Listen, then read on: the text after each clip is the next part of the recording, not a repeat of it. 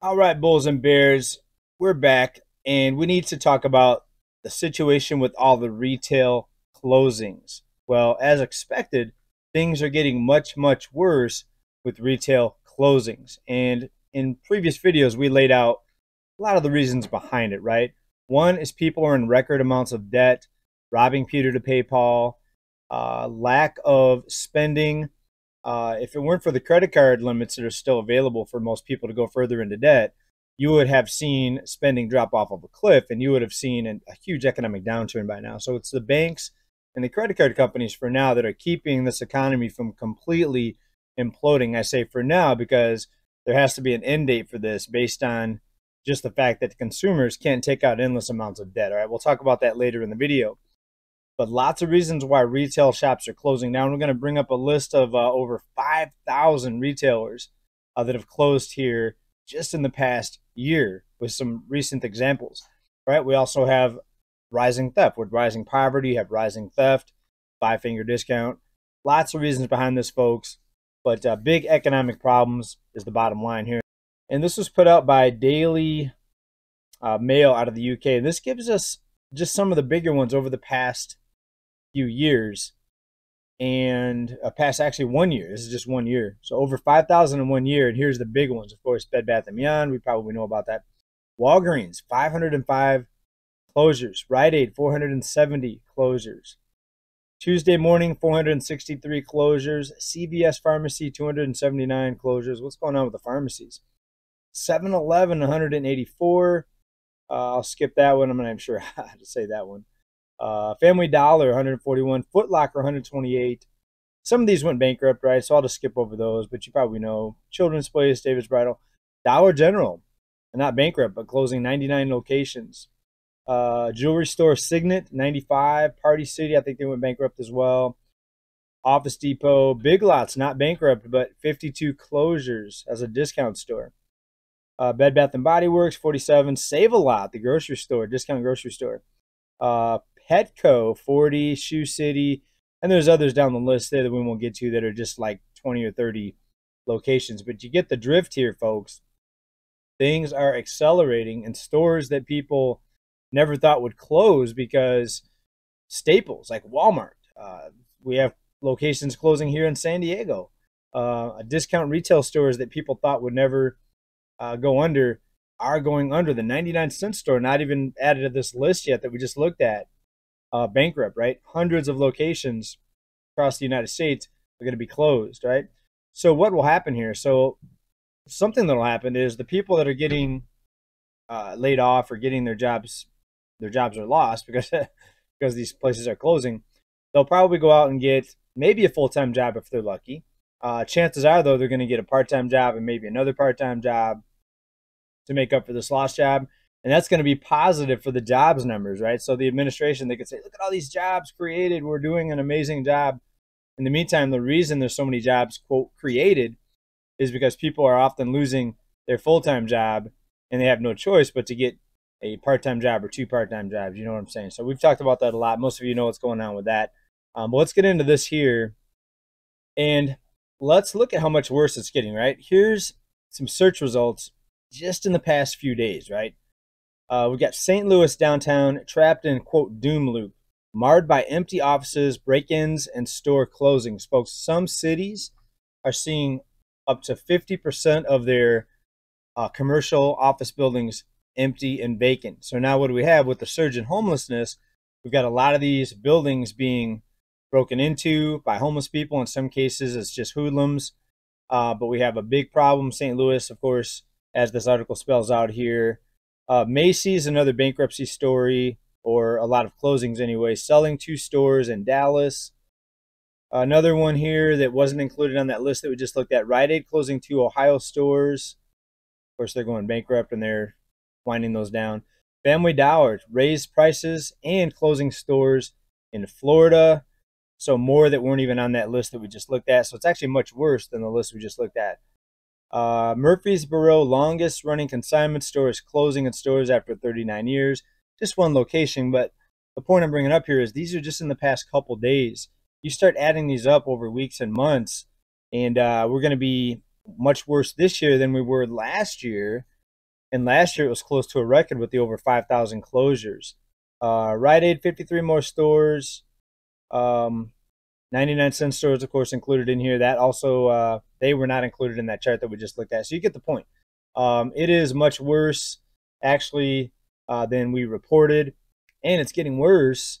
And I said it was going to get worse, but I didn't know exactly how much worse it was going to get, right? So what else is going to go bankrupt? What other big retailers are going to go under? It's going to be very interesting. No one ever expected the 99-cent store to go under, because why? People need discounts. People need a low-cost option with the levels of debt that they're in right now. And so this was shocking to a lot of people that rely on the 99-cent store for low cost. What's going to be next? Is it going to be the Dollar Tree? Is it going to be Five Below? Is it going to be Family Dollar, right? And what's going to happen when people no longer have this low-cost option? Well, it's going to force people to go and take things without paying for them. It's going to cause the retail situation at other retailers to get much, much worse because, again, people don't have this low-cost option. So look out, folks. It's going to get scary. It's already gotten scary, in my opinion. Hopefully you're not in a bad neighborhood where people are looting and breaking into homes. We have a huge epidemic of people going into homes and squatting now. In some states, if you squat for just a few weeks or a month, you have legal rights to stay there, which I think is insane. They need to change that law. But as you know, some states have insane laws that actually incentivize criminals. California is one of them. We saw a story out of New York where someone was squatting in there and the owner got arrested for trying to get the squatter out of the home, right? Just crazy insanity. And with laws in place to help the criminals, right, expect things to get a lot worse in some locations. I hope you're not in one of those locations. Hope you're in a safe neighborhood, of course. All right, but let's shift gears a little bit here. I want to get into some other news here. Right, we've got fresh news here. Iran just launched drone attacks on Israel. So expect this global war situation to ramp up. And guess what? The U.S. is involved. And who's going to pay for it? You're going to pay for it. I'm going to pay for it. Isn't that always the case? And then a select few people will get really rich off of all the funds that we're sending here overseas, right? That's how it goes.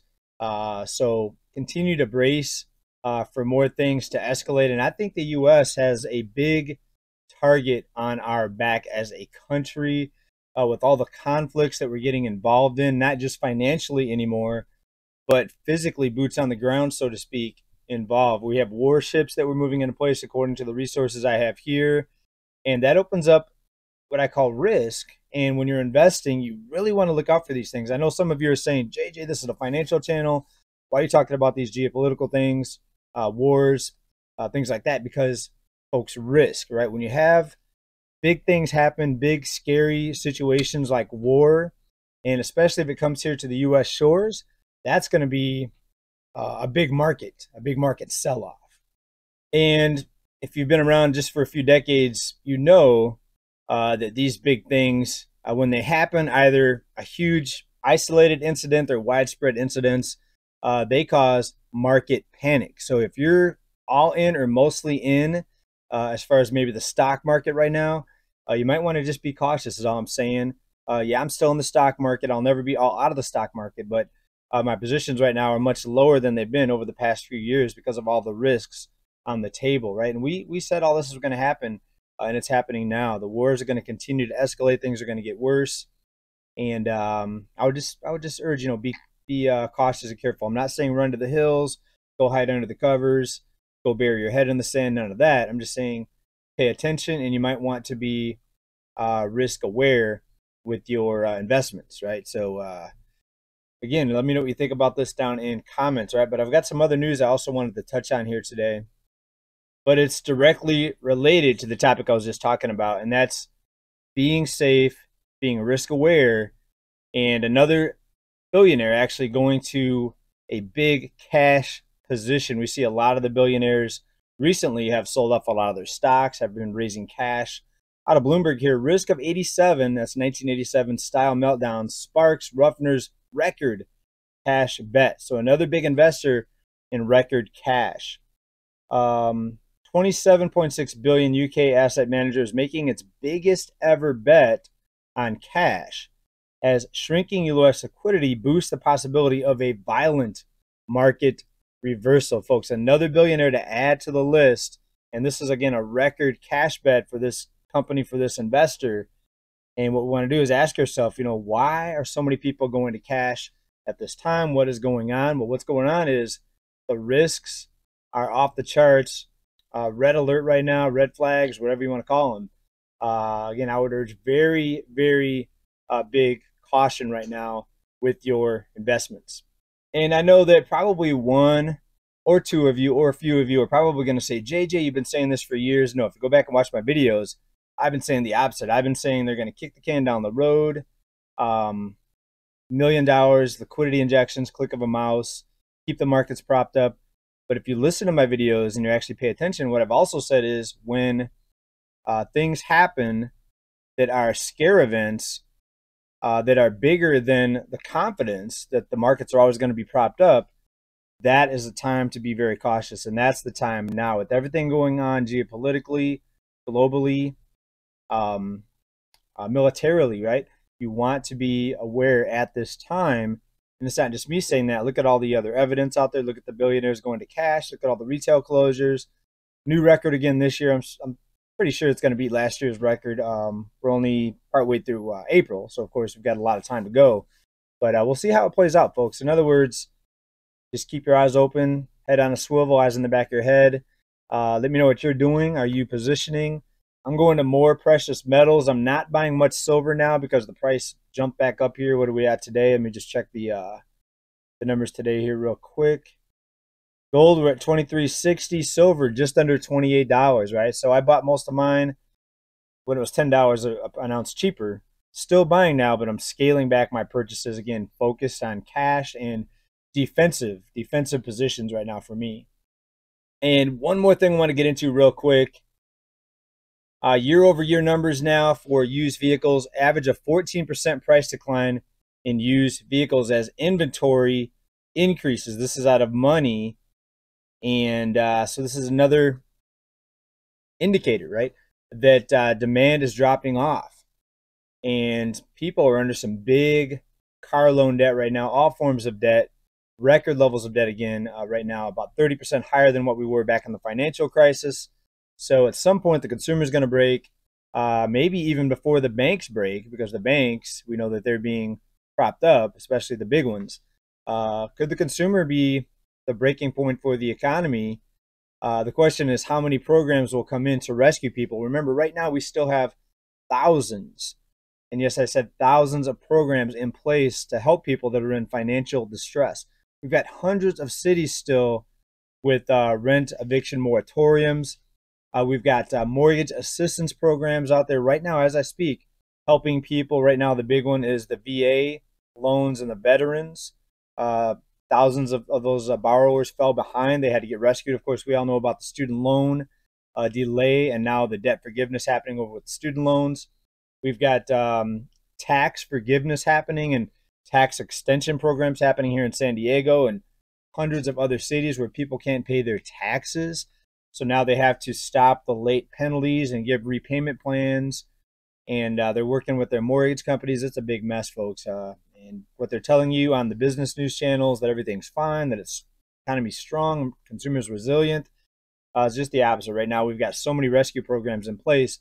People said, and a lot of the talking heads said back in 2020 that, this was just temporary because of the health crisis. Here we are, folks, over 4 years later, and we still have a lot of rescue programs in place because the financial distress out there is big time. It is big time, folks. All right, so we're going to wrap this one up here. Please let me know what you think about all this down in comments. The retail closures, another record this year? I think so. Let me know what your thoughts are. Is it going to beat last year? Like to hear from you down in the comments. We hope to see you on the next video. Please give us a like, subscribe if you like what we talk about. Make sure you're still subscribed. Thanks, everybody, for watching. Big love. Peace. Bye for now.